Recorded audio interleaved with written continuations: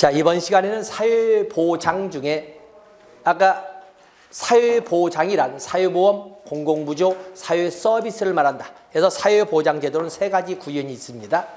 근데 거기에다가 평생사회안전망이라고는 맞춤형 사회보장을 포함하면 넓은 의미의 사회보장이 되지 않겠습니까?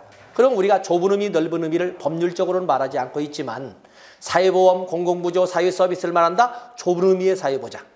거기에다가 맞춤형 사회보장으로 평생사회안전망까지 포함하면 넓은 의미의 사회보장이라고 이렇게 우리가 읽어줄 수가 있습니다. 그래서 405페이지에서 봤던 그 내용 그래서 405페이지에서 다시 한번 그렸던 거 있지요? 보시고. 자, 그 중에 우리가 사회보험을 보도록 하겠습니다. 자, 사회보험이 뭐다라고 학문적으로 여러 가지 설명을 하고 있지만 408페이지 1번에 1번에 4번. 역시 사회보장 기본법 제3조를 가지고 보시면 되겠죠. 사회보험이란 사회적 위험을 보험 방식에 의해 대처함으로써 아까 방식과 목적 적지 않았습니까? 방식과 목적 그런 것처럼 보험 방식에 의해 대처함으로써 국민 건강과 소득을 보장하는 제도이다. 그래서 방식은 보험 방식 그리고 목적은 국민 건강과 소득 보장이라고 사회보장 기본법 제3조 3항을 통해서 봤습니다. 그다음에 사회보험의 내용 5대 사회보험 프로그램, 5대 사회보험 프로그램인데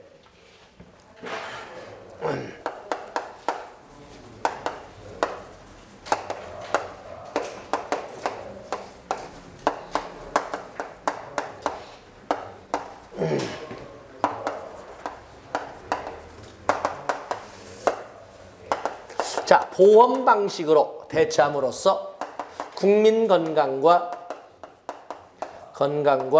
소득을 보장하는 제도이다. 소득 보장 이렇게 목적을 이렇게 정리를 했습니다.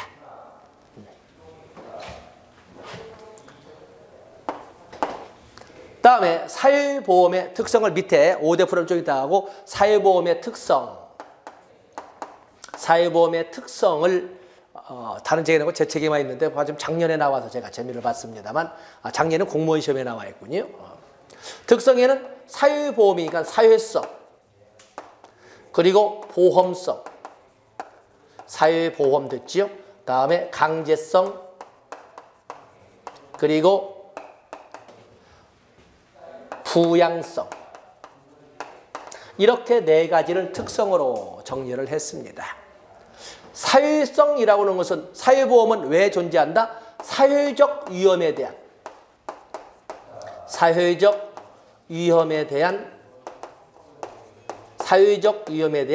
대처로 등장하는 거죠. 사회적 위험에 대한 대처로 등장한 거예요.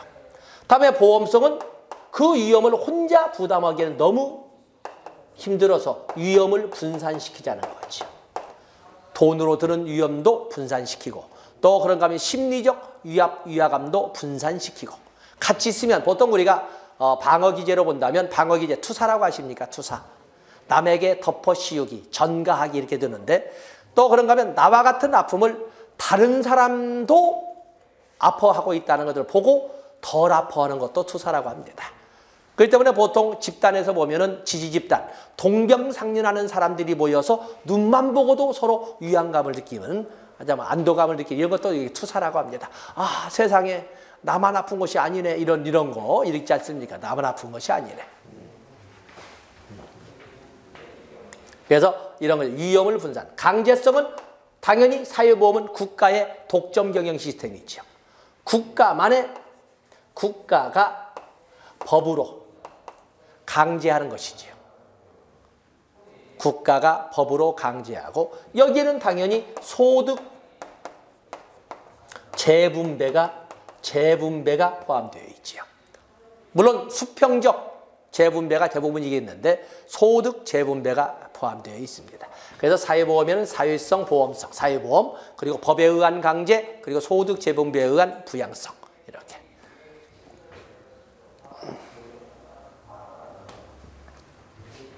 다음에 5대 프로그램. 사회보험의 5대 프로그램. 전에도 말씀드린 것처럼 5대 사회보장 5대 프로그램, 사회복지정책 5대 프로그램 이런 식으로 올 때 뭐였어요? 소득보장, 주거보장, 교육보장, 의료보장, 개별적 사회 서비스에다가 거기다가 7대 그러면은 조세정책, 또 그런가 하면 뭐 노동정책 이렇게 포함해서 사회복지정책 첫 페이지에 봤습니다만 조심할 것은 사회보험 5대 프로그램도 있다는 거죠. 5대 4. 뭐 여러분 잘 아는 것처럼 여기는 산재보험. 산재보험. 지금은 이제 건강보험이니까 건강보험. 그리고 세 번째가 국민연금. 네 번째가 고용보험. 그리고 다섯 번째가 장기요양보험. 장기요양보험 등이 있습니다. 산재보험은 선생님도 알다시피 63년도에 제정되어서 64년부터 시행된 우리 역사상 최초의 사회보험이지요.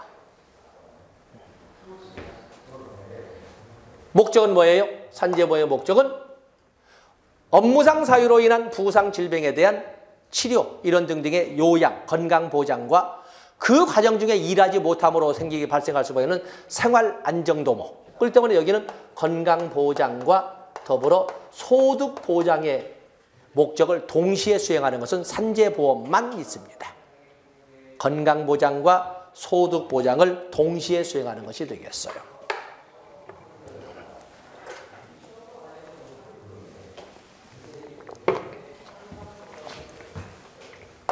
건강보험은 63년도에 법률이 제정되죠. 두 번째 사회보험으로 77년도에 시행이 되죠. 77년도 시행. 그리고 99년도에 건강보험법으로 바뀌게 되죠. 법만 바뀌는 겁니다. 그리고 빵빵년도에 21세기죠. 시행. 그 때문에 20세기까지는 의보시대, 21세기부터는 건보시대 이렇게 우리가 볼 수 있습니다. 뭐 안 써도 되겠죠? 여기는 당연히 국민 건강을 보장하는 제도가 되겠어요. 물론 건강을 보장하려면 돈 들지요. 그래도 밖으로 드러난 목적은 건강을 보장하는 제도예요. 그다음에 국민연금. 아참. 저 선생님들 배 나오실 때도 걱정 안 하셔도 되겠어요. 꼭 배 나오는 것이 모든 질병의 근원이니 뭐 단명이니 이런 근거를 찾아볼 수가 없다 이런 그 연구 보고서가 또 나왔습니다. 그렇다고 해서 뭐 오늘부터 배 내놓기 그건 아니지만 배 나와가지고 스트레스 받거나 그러지 않으셔도 돼요. 그냥 의자에 그냥 숨 이렇게 들이쉬고 그냥 편하게 계세요. 편하게 계셔도 됩니다. 그러니까 배 나오는 것과 단명이니 이런 것과 관련 없으시니까. 자, 그거는 이제 그 DNA 문제죠. 어찌 우리가 그 말도 그러지 않습니까? 그냥 그 밀가루 음식도 팍팍 드시고 짬뽕 드시면 돼. 이게 날씨 꾸물을 짬뽕 좋거든요. 막 드세요. 어떤 이런 연도 아시죠? 66년도 제정, 77년도 시행, 99년도 건강보험법으로 개정, 그리고 2000년부터는 국민건강보험제도 시행, 건보시대로 전환. 국민연금은 73년도에 추억의 법, 국민복지연금법이라고 하는 것이 있었습니다. 73년도 6.23 선언이 있을 때 6.23 선언은 뭐 선생님들은 관련 없지만 남북한 유엔 동시가입이 처음 제안됐던 것이 6.23 선언인데 그러고 18년이 지난 91년에 남북한 유엔 동시가입이 됐습니다만 어쨌든 그때 국민복지연금법이라고 하는 것이 있었습니다. 그런데 시행령이나 시행규칙이 안 만들어져 그냥 법만 만들어졌다는 추억이 있을 뿐이고 그냥 사라진 법. 그리고 그것이 86년도에 폐지되면서 국민연금법으로 이렇게 제정이 되지요. 국민연금법. 그리고 88년도에 시행이 됩니다. 88년도에. 그래서 73년도에는 시행이 안 된 국민복지연금법이라고 하는 것이 있었다고 하더라. 또 73년도에는 사학연금법이 만들어졌던 해도 되거든요. 사립학교 교직원연금법이 만들어져도 됩니다. 다음에 고용보험은 93년도에 네 번째 사회보험법으로 제정되고 95년도에 시행이 되죠. 95년도에. 다음에 장기요양보험법은 2007년에 제정되어서 2008년 1월 1일부터 장기 요양은 7월 1일부터 시작된 2008년부터 7월 1일부터 시행이 된 것이. 그래서 5대 사회보험법 또는 5대 사회보험 프로그램이라고 이렇게 설명을 합니다.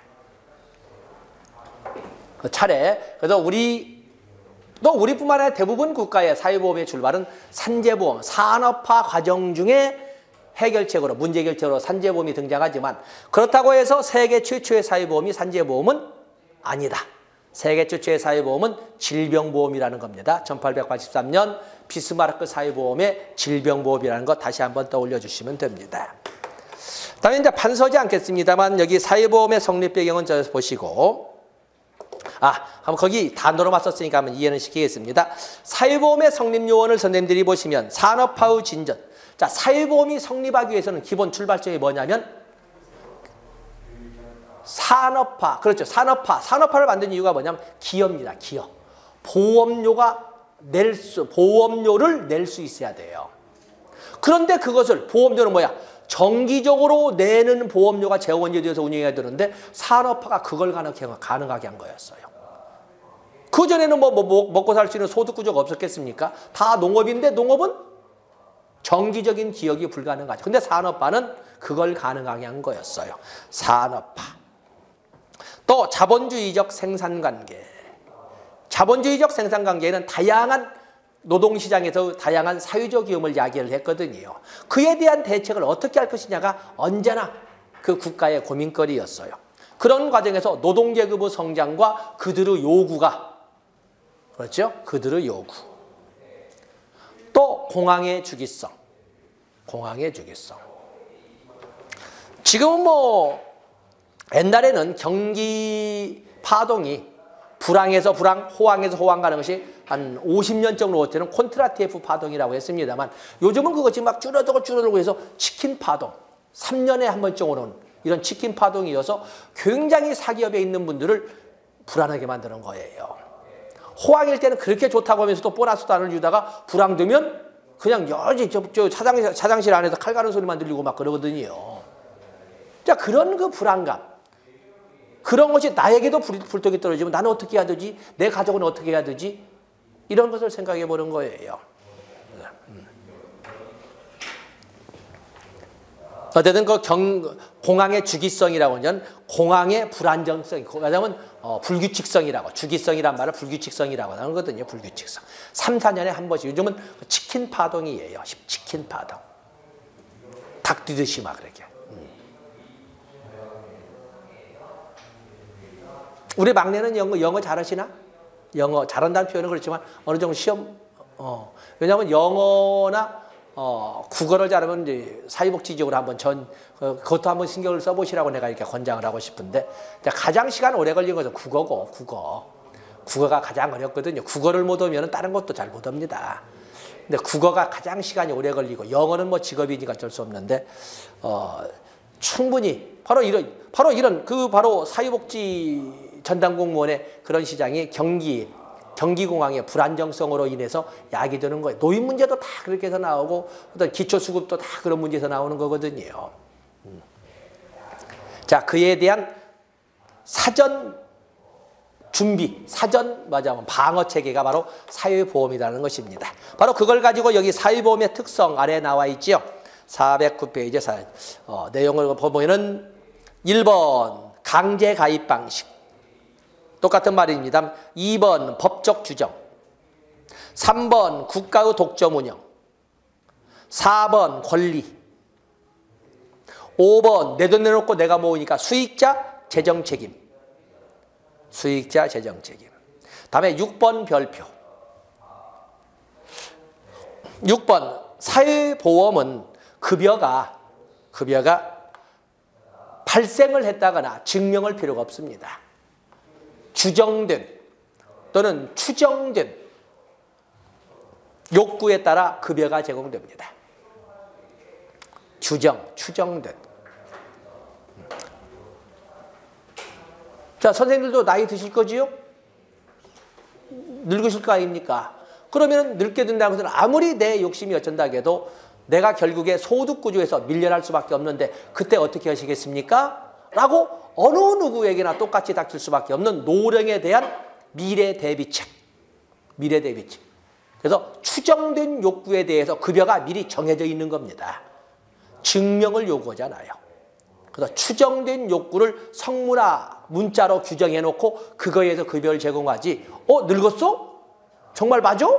주민요구 맞는 거요? 아니면 조작한 거요? 뭐 이렇게 따지죠. 증명을 요구하지 않아요. 추정된 또는 규정된 욕구 중요 표현. 다음에 7번에 방빈.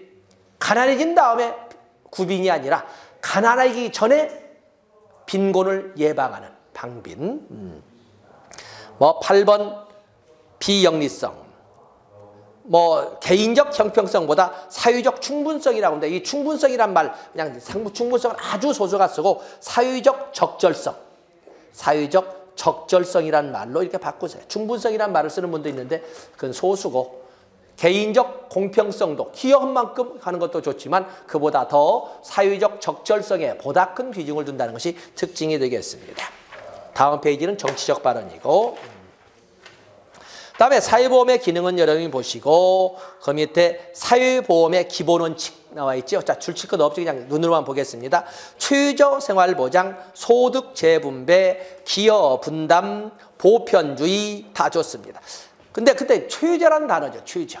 이 최저생활보장은 아까 공공부조에서도 최저생활보장과 자립지원이라고 했는데 최저 개념이 다르다고 그랬죠. 공공부조는 어디까지 도와줘?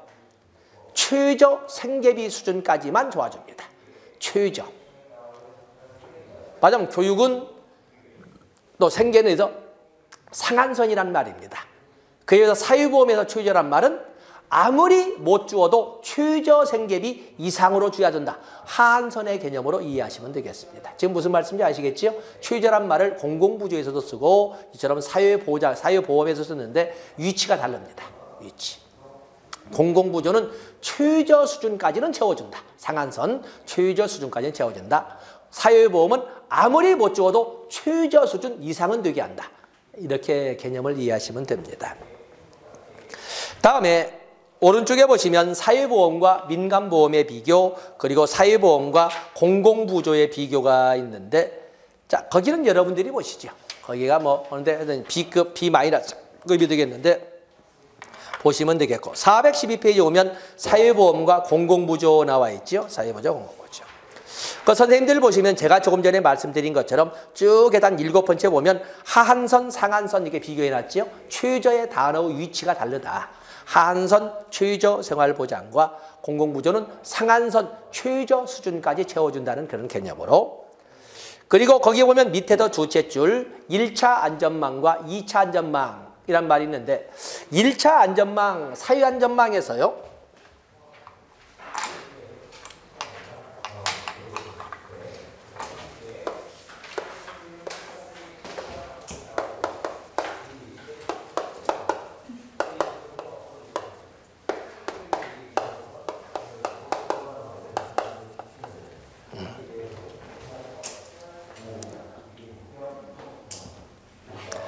사회안전망이란 사회적 위험에 직면했을 때 사회적 위험에 직면했을 때 자기 기여도에 따라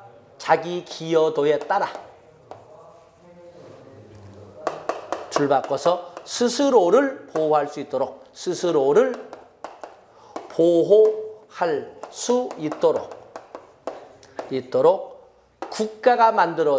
국가가 만든 사회시책을 1차 안전망이라고 합니다. 어떠한 위험에 직면했을 때 내 기여도에 따라 내가 보호받을 수 있도록 내 기여도에 따라 내 스스로가 스스로를 보호할 수 있도록 국가가 만들어준 사회시책을 1차 안전망이라고 2차 안전망이라고 하는 것은 사회적 위험 직면 시 사회적 위험에 직면했을 때 국가의 지원을 받아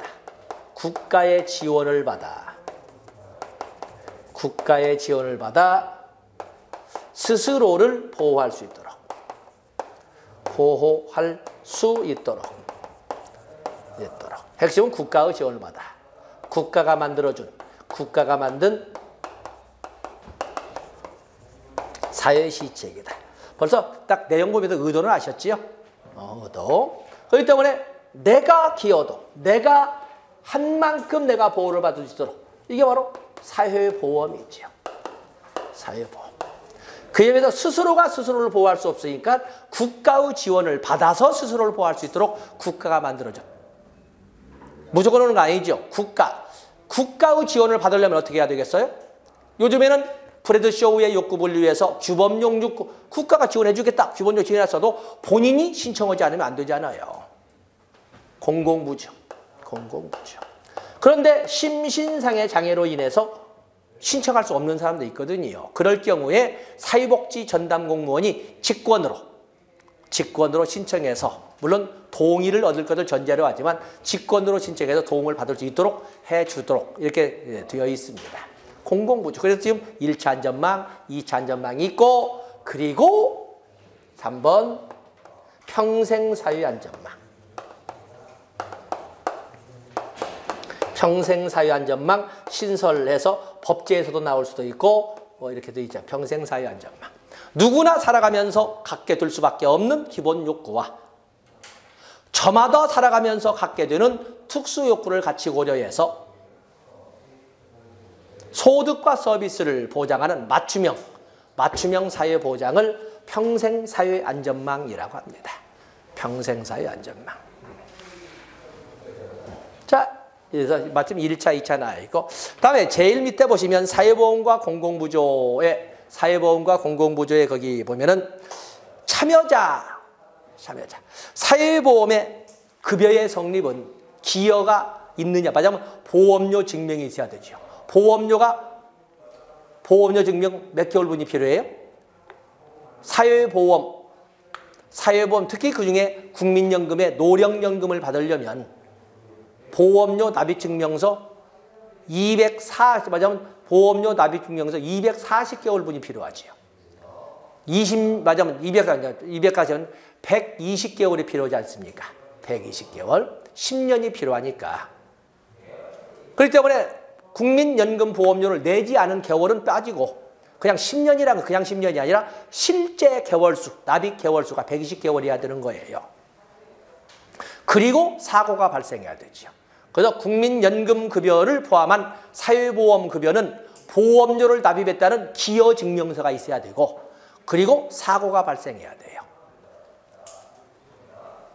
노령연금을 받으려면 어떻게 돼요? 10년 이상 보험료 납입증명이 돼야 되고, 그리고 나이가 법적으로 몇 년생 이상이어야 돼요.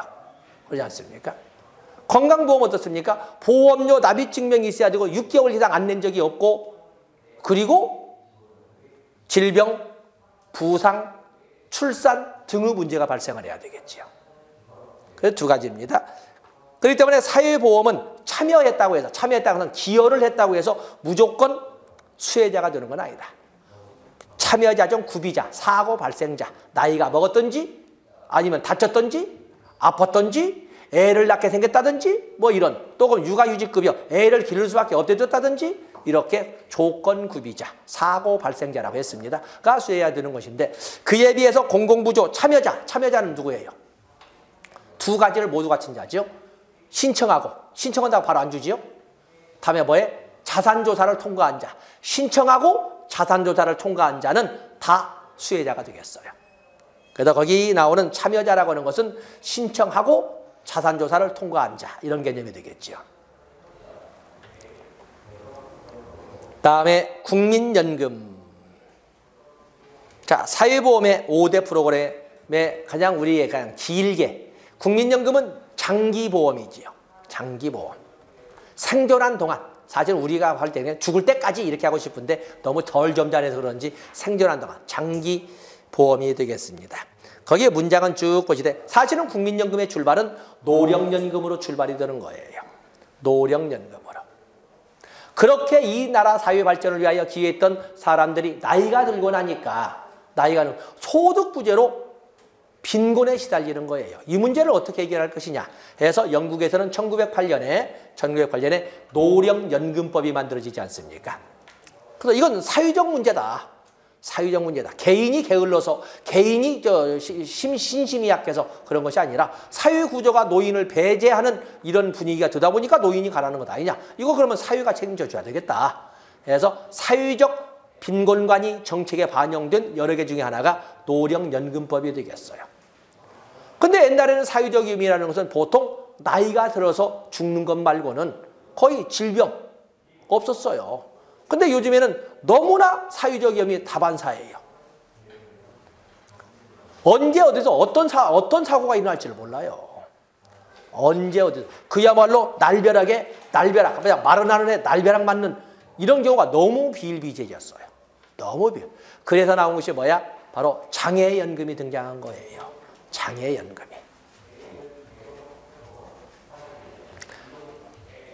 그리고 사망했을 때 그에 대한 가족 생활 보장을 위한 유족연금이 등장하고 이런 것처럼 사실 연금 제도의 필요성은 노령과 관련돼서 시작을 했는데 점차 가면서 이제는 사회적 위험이 너무나 다변화되어서 노령연금만 있던 국민연금이 이제는 다양한 급여로 바뀌게 된 겁니다. 그러다 보면 거기 연금제도의 필요성 전부 노인만 이렇게 다루고 있지 않습니까? 노인에 다루고 있습니다. 다음에 연금제도의 특성 413페이지에 보시면 연금제도. 국민연금도 사회보험의 하나이기 때문에 당연히 국가가 법에 의해서 강제해버립니다. 국민연금. 국가가. 나는 늙어서 돈 없으면 그냥 굶어 죽을 거요? 안 되죠. 너는 그렇게 굶어 죽든지 말든지 네가 알아서 할 문제고 너 굶어 죽어가는 것은 사회적 위화감을 하니까 그런 소리 말고 그냥 죽었으면 죽었지 굶어 죽지는 마. 그래서 국가가 강제하는 거예요. 사실은 더 심할 적에는 뭐 패션 방바닥을 쓸고 다니는 그 힙합 그 엉덩이 밑에까지 내려오는 애들의 바지 아무리 표현이 어쩐다 해도 국가가 거기까지 간섭해버릴 거예요. 사실은. 짜증나니까. 왜 그 대부분의 구성원들 짜증나게 하는 거야. 막 이런 거. 애들 이런 거 보면 그 모자 이렇게 삐딱이 쓰고 거기 있지 않습니까? 그러면 이거 근데 가만히 지나고 보면 저희 어머니 아버지도 내 복장을 보고 그러지 않았을까. 저도 장발하고 이렇게 머리 묶고 다니고 도망 다니고 그때를 생각하면 아마 어머니 아버지께서 그랬을 것이다라는 생각을 해요. 근데 내가 부모가 되고 나니까 내 새끼가 하는 것이 꼭 그 모양이네 이거. 너는 네 뭐 표현이고 뭐 별소리 다 썼지만 사회가 짜증나니까 안 돼. 국가가 법으로 강제해버리는 거죠. 굶어 죽으면 안 돼. 나 건강보험 안 들 거요? 나 아프면 그냥 아프다 주고 말 거요? 안 된다니까. 너 아파도 소리 지를 거를 특히 보기 싫고 잔소리 말고 치료받아. 돈 내놔. 이렇게 하는 거죠. 요즘 오면 그렇기 때문에 건강보험을 국가가 법으로 강제하지 않으면 있는 놈들은 소위 있는 사람들은 잘 아프지도 않아요. 사회적 위험 발생률이 굉장히 적거든요. 그리고 자기들은 굳이 잘 아프지도 않는데 내가 뭐라고 내 병원 갈 일도 없는데 뭐라고 해. 그리고 그런 일이 생긴다 해도 내가 내 돈으로 갈게 라고 할 수 있어서 가입을 않거든요. 그러면 결국에 가난한 사람만 모여서 돈 내가지고 치료 효과도 없는 치료를 받게 돼요. 그래서 국가가 강제로 잔소리 말고 있는 자 더 많이 내고 없는 자 조금 내고 해서 분산을 시키는 거죠. 자, 좋습니다. 거기에 보면은 어쨌든 사회보험은 적용 범위가 강제적이기 때문에 연금도 당연히 강제적이고 최저 수준의 소득 보장이다. 사회적 적합성, 공평성, 사회적 공정성보다는 사회적 적합성에 기초하고 있다. 또 6번에 사회보험에서 규정된 또는 추정된 욕구에 의해서 한 것처럼 예상하고 있는, 예상되어 있는, 예견된 욕구에 의한 것이지 증명된 욕구에 기반하지 않아요. 거기 출처 또 한번 체크하시고. 또 9번에 보면은 자조적 기여 원리에 의한 프로그램이다. 적립방식이라는 거예요. 적립방식이다. 다음에 오래 기여해야 되는 거기 보면은 연금제도의 유형과 다음에 있는 연금제도 유형 그리고 다음 페이지에 있는 재정운용 방식 이 두 가지 중에 하나가 나와야 된다라고 지금 기다려. 자, 두 가지는 좀 판서를 하겠습니다. 거기 오면 413페이지 연금제도의 유형.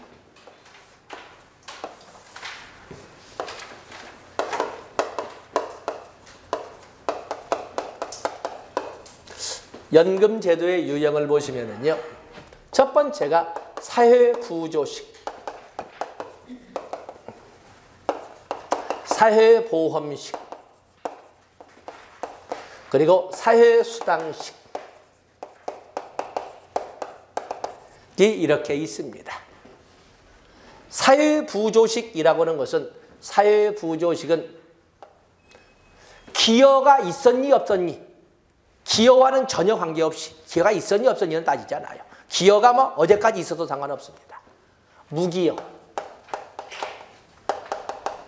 기여와는 전혀 관계없이, 기여가 어제까지 있어도 상관없이, 그러나 철저한 자산조사를 통해서, 자산조사를 통해서 밝혀진 철저한 자산조사를 합니다.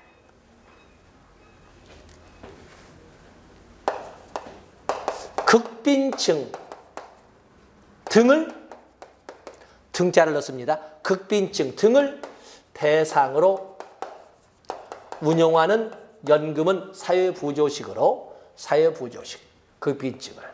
바로 선생님 잘 기초연금.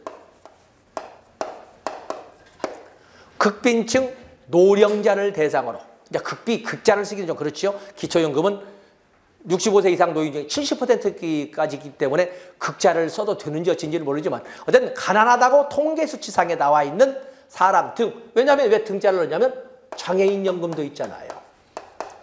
장애인 연금도 있기 때문에 등자를 넣습니다. 빈곤층 노인이나 장애로 인하여 생활이 어려운 중증 장애인에게 지금 이런 것도 있기 때문에 등자를 넣습니다. 이런 것이 바로 사회부조식이 되겠어요. 그에 비해서 사회보험식은, 사회보험식 연금은 반드시 기여가 있어야 시작이 되죠. 기여. 그리고 자산조사 할 필요 없죠. 내가 권리로 비자산조사. 그러면서 조건구비자, 조건구비자 또는 사고 발생자를 대상으로 운영하는 것이 사회보험식이고, 가장 대표적인 것이 국민연금. 지금 연금제도이기 때문에 국민연금이 있지 않습니까? 국민연금에 있는 노령연금, 장애연금, 유족연금, 뭐 반환일식, 일식을 주지만 이런 연금 등은 바로 사회보험식이죠. 기여와 조건을 구비했을 때 받을 수 있는 거니까. 그에 비해서 사회수당식은 기여가 있었든지 말든지 상관없는 무기여. 그리고 자산조사도 하지 않습니다. 자산조사도 하지 않아요. 사회수당식은 일정 조건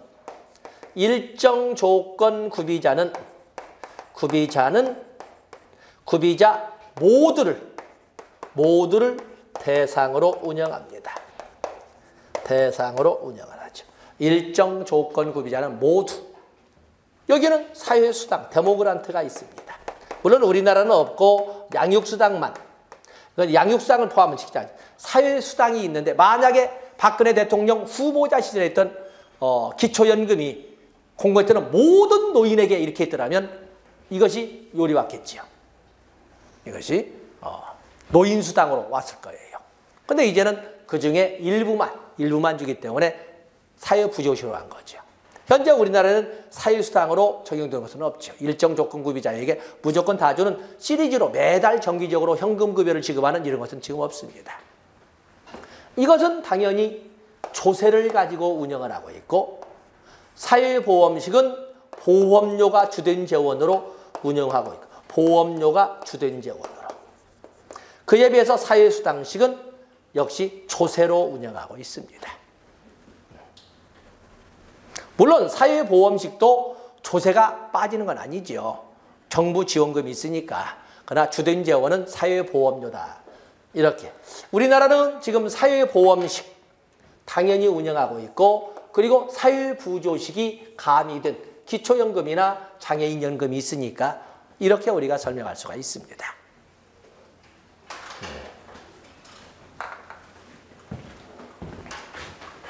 그래서 413페이지에서 414페이지, 문장은 한 페이지를 썼지만 핵심 단어는 저 정도가 되겠습니다.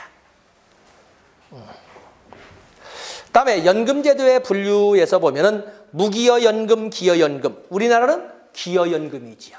414페이지, 414페이지. 우리는 기여연금이에요.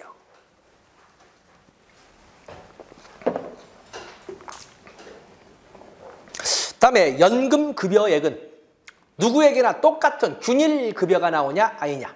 우리는 균일급여가 아니라 소득비례급여지요. 소득에 따라서 기여를 달리했고 그거에 따라서 급여가 나오니까 소득비례급여라고 할 수가 있습니다. 다음에 우리는 급여 산정에서 확정급여냐 확정기여냐. 우리는 확정기여는 아니지요. 왜냐하면 국민연금을 보더라도 해마다 지금 1.2 A 플러스 B 플러스 1 플러스 0.05 12분의 n 이런 식의 공식관인데 1.2가 올해치가 아니라 2027년도 비례상수거든요.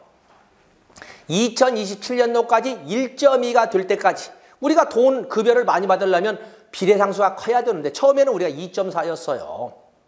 그러다가 1.2, 2.1, 1.8 이렇게 줄이더니 1.5가 되더니 2027년까지 1.2가 될 때까지 지금 해마다 0.015%씩 줄여가고 있거든요.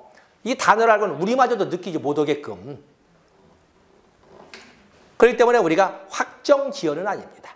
그러나 매달 나오는 고지서 보면은 현재부로 얼마 받을 수 있다 나오죠. 얼마 받을 수 있다. 확정 급여식으로 운영하고 있습니다. 현재 우리는. 다음에 이제 개별적으로 보고자 하는 것은 재정 운용 방식이 되겠어요. 재정 운용 방식.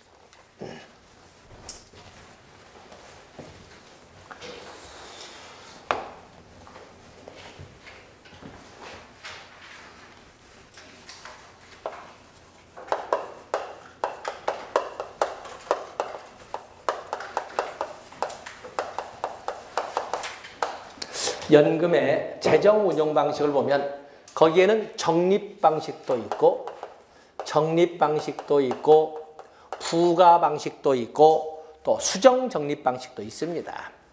자, 먼저 적립 방식을 한번 먼저 적어 보겠어요. 적립 방식은 뭐냐면 나에게 어떤 인컴, 수입이 있으면 나에게 인컴이라고 하는 수입이 있으면 이걸 가지고 일부는 현재 생활을 위하여 소비를 하고 그리고 미래를 위하여 세이브, 저축, 현재를 위한 소비죠. 생활해야 되지 않습니까? 현재를 위한 소비. 그리고 미래를 위한 저축을 해야 되는데 바로 이 저축 범위 내에 우리의 사회보험료가 들어있는 거지요. 국민연금 보험료가 들어있는 거 아니겠습니까? 세이브에. 이런 방식이에요. 이 적립 방식은 일정 연령대가 되면 그 연령대가 된 사람들끼리 거기에는 소득이 많아서 보험료를 많이 내었던 사람도 있고 소득이 적어서 조금밖에 낼 수밖에 없었던 사람들도 있을 거예요. 동갑 내기에는. 그들이 일정 연령대 같은 때에 딱 뭐냐면 수급자가 될 거니까 그때 사회적 적절성을 고려한 그 계산 방식을 통해서 서로 그동안 내왔던 보험료를 나눠 갖는 방식이에요. 동갑 내기끼리 서로 잘 사는 못 사는 자들끼리 서로 섞어가지고 나눠가는 거예요. 그래서 이것은 세대 내 재분배 효과를 가지고 있으며 세대 간 공평성을 확보할 수가 있어요. 너희들 동갑내끼리 고민하세요. 우리는 우리 동갑끼리 걱정할 테니까. 우리 동갑들은 너희들은 뭐라고 했지만 우리는 열심히 말하자면 고생하면서 열심히 노력했던 보람 나이들은 찾는 것이고 너희들은 너희들대로 오세요. 세대 간 공평성을 확보할 수 있다. 이렇게 설명할 수가 있어요. 이 적립 방식이라고 하는 것은 재정에 대한 장기 추계 능력 추정해서 계산하는 추계 능력을 필요로 합니다. 왜냐하면 한 40년 돈 쌓아놓으면 썩어버릴 거니까 어떻게 하면 장기적으로 돈을 잘 운영할 수 있느냐 할 수 있는 그걸 분석할 수 있는 능력이 필요하다는 거예요. 그렇기 때문에 이들은 소위 투기 위험에 노출될 우려가 큽니다.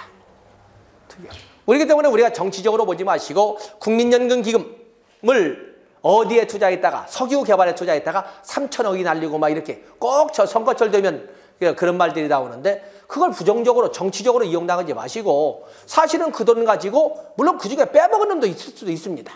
그중에 정치자금. 근데 그 돈 가지고 썩어가게 쌓아놓기보다는 그걸 운영해서 좀 증식을 시키려고 했다가 사기당한 거거든요. 바로 이런 능력이 부족해서 그렇기 때문에 이런 문제도 발생할 수가 있습니다. 또 그런가 하면은 인플레이션 대책이 미흡하죠. 싸놓는 방식이니까. 싸놓는 방식. 바로 이제 그래야 된 내용이 여러분들 보시면 그 415페이지 적립 방식 펀딩이 나와 있죠. 뭐 영어가 잘못 TAM의 시스템 이렇게 영어가 잘못됐군요. 보시고 그에 비해서 부가 방식이 있습니다. 부가 방식.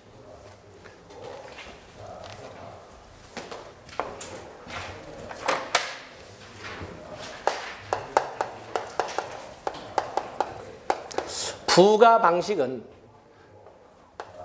근로자에 있는 이 소득을 일부는 현재를 위해서 소비하고 일부는 현 노인 세대 생활비로 내놓도록 하는 방식이 부가 방식이에요. 그렇기 때문에 이 부가 방식은 소득의 사용처는 오직 그때 현재에 쓰고 있습니다. 현재에만 있는 거예요. 그러면 이 젊은 세대가 나이 먹었을 때는 어떻게 노년을 보내는 거야? 내가 나이 먹었을 때 젊은 애들이 버는 돈에서 일부를 내 통장에 입금시켜 줄 거예요. 그래서 이걸 뭐라고 그래? 이것들 젊은 세대의 집단적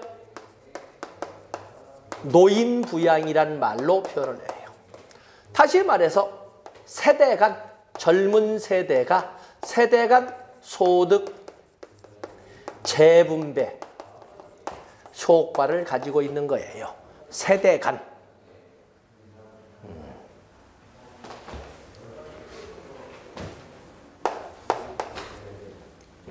세대 간 소득 재분배 효과. 근데 장점은 도입과 동시에 즉각 시행 및 완전 지불이 가능해요. 2015년도 12월부터 부가 방식으로 국민연금이 시작하겠습니다. 그러면 12월 달부터 근로자들의 월급에서 원천징수해서 몇 퍼센트 딱딱딱 띄어가지고 바로 노인들 통장으로 바로바로 이체시켜버릴 수가 있습니다. 도입과 동시에 즉각 시행이 가능하고 그리고 완전 지불이 가능해요. 이런 장점이 바로. 그런데 단점은 인구학적 변동에 따른 인구학적 변동에 대한 민감성도 문제지만 또 이로 인한 세대 간 갈등 심화 우려가 있습니다. 열심히 벌어서 당연한 줄 알고 나 쓰고 그리고 나도 모르지만 내 원천징수 쓰는 것이 아마 노인들의 생활비로 가는가 보다 하다가 어느 날 심심해서 뒤를 봤더니 내가 나이 먹어서 내 생활비를 낼 놈들이 안 태어나네. 이거 이미 예정된 빈곤이네. 그래서 바로 그날부로 아저씨 다음 달부터는 많이 이제 못 드리고 다음 달부터 좀 잘라서 드려야 되겠어요. 저런 네 가지 이렇게 해가면서 우리가 젊었을 때 어떻게 고생해서 이 나라를 만들었고 어떻게 니놈들을 키웠는데 이제 와서 우리를 모른 척하겠다라고 해서 노인 세대와 젊은 세대의 갈등이 심화될 수밖에 없는 거예요. 인과적 변동, 특히 우리처럼 저출산 문제로 인한 것은 아주 심각하거든요. 사실 저출산 문제가 아니더라도 이제는 선생님들께서도 자녀들을 믿고 살 수 있을까? 내가 60대 중반에 죽으면은 그래도 부담이 저러자 옛날처럼. 근데 지금 선생님들이 남은 것이 40년 남았잖아요. 적어도 40년에다가 한 10년 쉰다 50년. 여기 지금 50년 이상 남은 분들 많지요? 살기 싫어? 50년. 그것도 안 아프고 허리 구부러질래. 요즘 요가가 다 하죠. 요가. 허리 안 구부러져요. 내가 전에 식스팩 있냐고 다 물어봤잖아요. 노인분들에게 젊은 사람은 없어. 아주 건강대로 하시거든. 건강하면서 할 일 없어 봐. 건강하면서. 그래서 요즘 운동 온다고 리모컨도 안 쓰잖아요. 옛날 카메라 셀카 찍는 막대기로 리모컨 이렇게 눌러가면서 이렇게 운동해야 되니까. 그 세대를 모르냐는 거죠. 어떤 인과적 변동에 따른 이제는 자식들에게 기대기에도 자식들은 잘하겠다라고 하지만 자식들이 노인 되는 세대까지 내가 살아있어야 되는데 그러잖아요. 자, 이런 문제가 이제 부가 방식에서 나오는 것이 되겠어요. 그러나 상대적으로 본다면 이것은 인플레이션 대책이 준비되어 있다. 이렇게 우리가 설명을 고민할 필요가 없다. 이런 말로 쓸 수 있지 않겠습니까? 왜냐하면 바로 근로자들을 보수해서 똑같은 시점으로 내가 생활비를 받으니까 물가 상승률을 따지거나 이런 고민은 없다 하는 것 등을 페이지가 안 남았군요. 거기 415페이지에 쭉 정리를 했습니다. 다음에 현재 우리나라가 적용하는 것은 현재 우리는 수정 적립 방식을 쓰고 있습니다. 아마 이제 수정 적립 방식이 없어지는 2028년도에 없어지겠습니다만은 수정 적립 방식은 초기에는 저작출, 말하자면 저기여, 고급여로 시작을 합니다. 조금씩 내고 나중에 이렇게 모아놓으면 큰돈 받아갈 수 있어. 그렇게 해서 1986년에 법률이 만들어지고 1988년에 시작이 되고 그로부터 20년이 지난 2008년에 첫 번째 20년이라서 완전 노령연금 수급자가 생기는데 280만 원 이렇게 다셨지요? 예. 노인 세대에 280 몇만 원이 나온다. 대단하지 않습니까? 그렇게 시작하는, 처음에는 저기요. 조금 내도 나중에 나이 들면 많이 받을 수 있는 그런 차 점차 가면서 후기로 가면서 점차 고기여 저급여 방식으로 전환된. 이때만 하더라도 60%였어요. 60%. 소득 대체율, 평균 임금에 대한 60%는 맞으면 보험급여로 받을 수가 있다고 그랬는데 이제는 점차 2028년 되면 40% 이렇게 낮춰가고 있거든요. 우리도 모르는 사이에 다른 사람은 더 모르고 타고 있어요. 바로 이런 과정이기 때문에 자꾸 보험회사에서 개인연금 드세요 뭐 이렇게 자꾸 하는 거죠. 개인연금. 자, 이렇게 해서 적립을 하지만 이렇게 변형되어 가는.